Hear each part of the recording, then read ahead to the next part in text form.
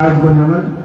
मंच पर विराजमान चौधरी के विधायक आदूराम जी, बाड़मेर विधायक प्रियंका जी, नव चयनित IAS भाई रविंदर जी और भाई पूरन जी, राहुल जी बामनिया और समाज के अलग अलग गांव से आए हुए समस्त मौजूद व्यक्तियों, प्रमुख साहब महेंद्र जी,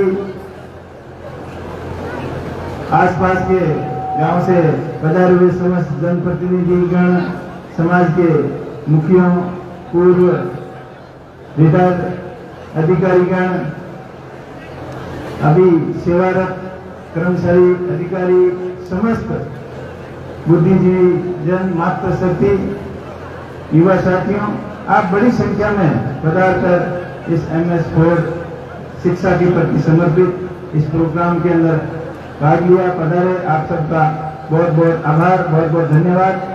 समस्त जो इनकी कमेटी है, इस संस्था को संचालन करने वाली संपूर्ण कमेटी का बहुत बहुत आभार कि आप एक सुनियोजित तरीके से, अनुशासित तरीके से इस संस्थान को चला रहे हो और संस्थान बहुत ही अच्छा शिक्षा के प्रति कार्य कर रही है और बहुत ही बढ़िया रिजल्ट भी आ रहा है।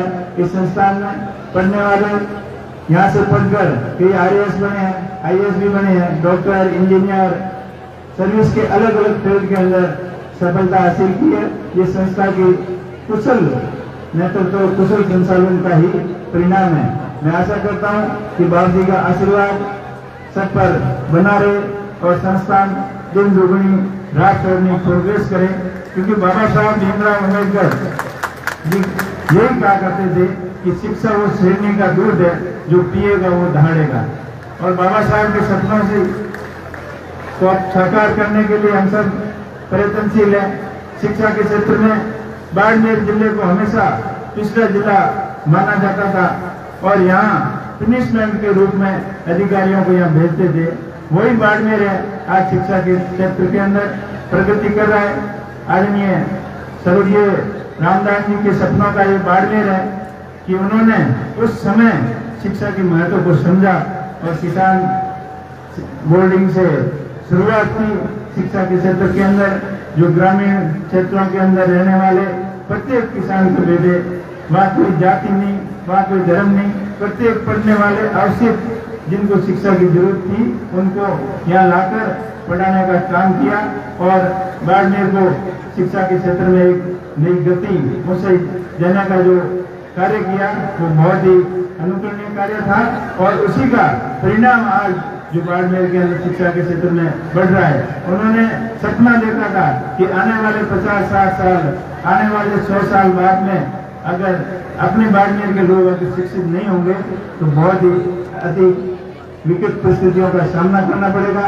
अपना बाड़मेर जिला हमेशा प्रकृति की मार झेलता आया है। यहाँ खाली भाईचारा और अपनायत और ईमानदारी की कोई कमी नहीं है, लेकिन बाकी सब कमियां ही कमियां हैं। अकाल, भयंकर अकालों का साया, तेज धूप, तेज कड़ाके की ठंड, इन सभी प्राकृतिक प्रकोपों का हमने सामना किया, हमारे पूर्वजों ने सामना किया और उन्होंने एक ही चीज हमें सिखाई कि इस मारवाड़ के अंदर, इस थार के क्षेत्र के अंदर किस तरीके से प्रेम और भाईचारे से राज आता है और वही हमने किया। यहाँ अलग अलग धर्म, अलग अलग जाति, अलग अलग लोग रहते हैं, लेकिन भाईचारा उनका एकदम पक्का रहा है। हमेशा आपसे संबंध मधुर रहे हैं और मैं आशा करता हूँ कि आगे भी अपने संबंध ऐसे ही रहें। आज आजादी के 70 साल बाद भी कुछ लोग ऐसी सोच रखते हैं कि उनकी वजह से आज शोषित वर्ग को, पीड़ित वर्ग को तकलीफों का सामना करना पड़ता है। मैं इस मंच के माध्यम से उन्हें यही कहना चाहूंगा कि अब जमाना बदल गया है। इस जमाने के साथ में चलोगे तो कोई तकलीफ नहीं आएगी। अगर उन पुराने दिनों को याद करोगे, वो परिस्थितियां याद करोगे तो तकलीफें ही तकलीफें आएगी। आज सुनने में आ रहा है इस चुनाव के दौरान काफी लोगों को दिक्कतों का सामना करना पड़ा और उसके बाद में भी कई घटनाएं ऐसी हो रही है, आपके सवाल जैसी घटना, जहां पिछले लोगों को कमजोर वर्ग के लोगों को यह कहकर प्रताड़ित किया जा रहा है कि अलग अलग तरीके से, तो वो तरीका ठीक नहीं है। अभी समय रहते ही संभल जाए तो ठीक रहेगा, नहीं तो आने वाला समय अपने आप बता देगा। जो समय के साथ में नहीं चलेगा वो अपने आप पीछे रह जाएगा। पिछले चुनाव के अंदर भी सबसे ज्यादा अगर बाबा साहब के सपनों को साकार करने का, मताधिकार का प्रयोग करने का और संविधान की रक्षा करने का काम किया तो आपके समाज ने किया। इसके लिए मैं आपका बहुत बहुत शुक्रगुजार हूँ। आपने 99% का 100% सहयोग कानून संविधान को बचाने के लिए किया, तो आपका बहुत बहुत आभार। मैं हमेशा आपके लिए ऋणी रहूंगा। ये वैसे राजनीतिक मंच नहीं है। अभी प्रमुख साहब का अधूराम जी का आंखें हैं तो इशारों में बात हो रही है, लेकिन थोड़ी सी शुरुआत आपने करनी तो मैं भी कर समय और परिस्थितियों के साथ चलना बहुत ही जरूरी है। आप लोगों ने जो आशीर्वाद मुझे दिया और देश की सबसे बड़ी पंचायत के अंदर आप लोगों ने जिस आशा और उम्मीद के साथ मुझे भेजा है, तो मैं पूरा प्रयास करूंगा कि आपके सपनों तो आपकी उम्मीदों को पूरा करने का। अभी अधूराम जी बता रहे थे कि रिफाइनरी के अंदर रोजगार किसी को कम मिला है, किसी को ज्यादा मिला है, तो मैं आपको यही कहना चाहता हूँ, ये तो खाली अपना चुनाव आता है जब अपन एक दूसरे को बेला घुसाने के लिए कह देते हैं कि उसने ज्यादा कर दिया, उसने ये कर दिया। हालांकि ऐसा कुछ नहीं है, वहाँ जो योग्य है वही करते हैं, लेकिन कंपनियों वालों की बदमाशी जरूर है। तो आप भी प्रयास करना कि राजस्थान की विधानसभा के अंदर 80% से ज्यादा स्थानीय लोगों को रोजगार मिले, ये कानून बनाना। और मैं भी पूरी मजबूती से पैरवी करूंगा देश की पार्लियामेंट के अंदर कि जहाँ भी स्थानीय लोगों को वहाँ जो नए रोजगार की फैक्ट्रियां आती है, कोई डेवलपमेंट होता है, वहाँ स्थानीय लोगों को 80% से ज्यादा रोजगार मिले, तभी ये संभव होगा।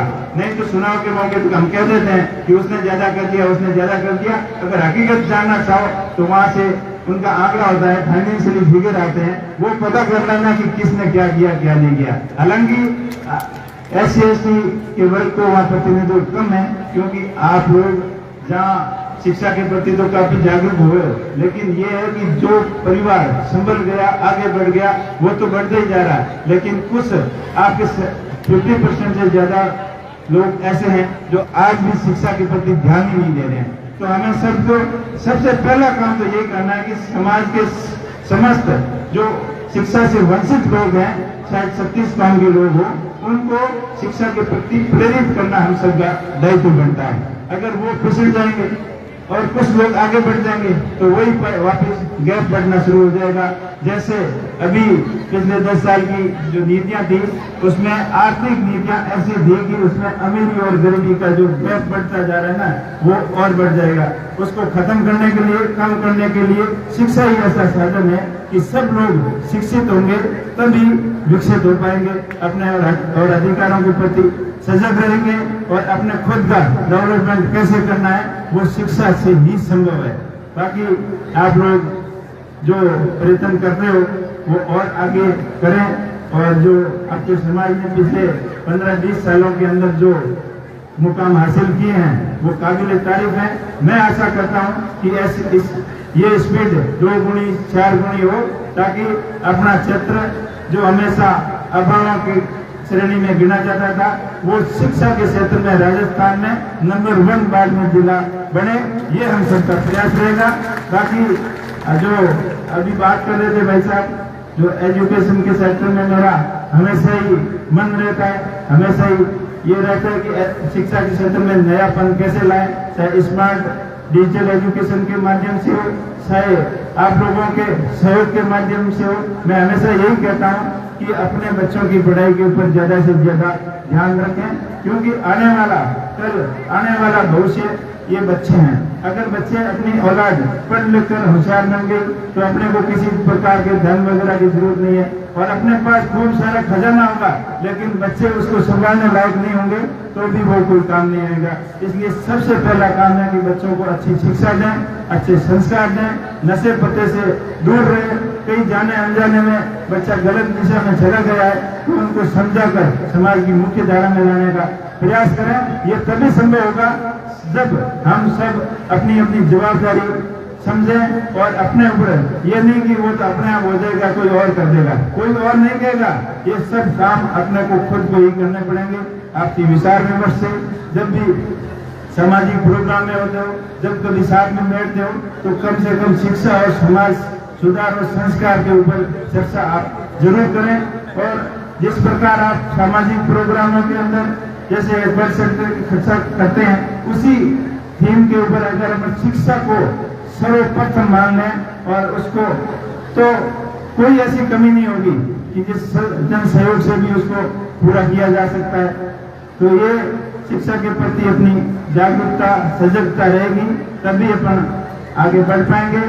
एक बार पुनः आप सभी का बहुत बहुत आभार। आपने बुलाया, मान सम्मान दिया।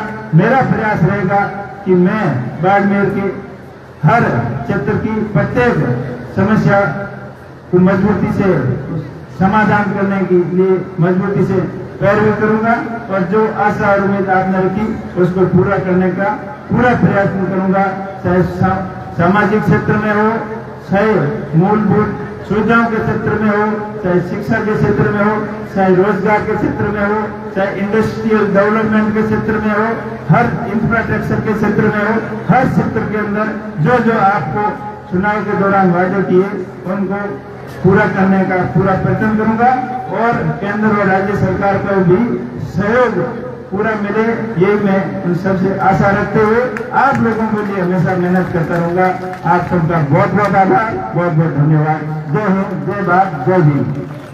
बाबा साहब अमर रहे, बाबा साहब अमर रहे।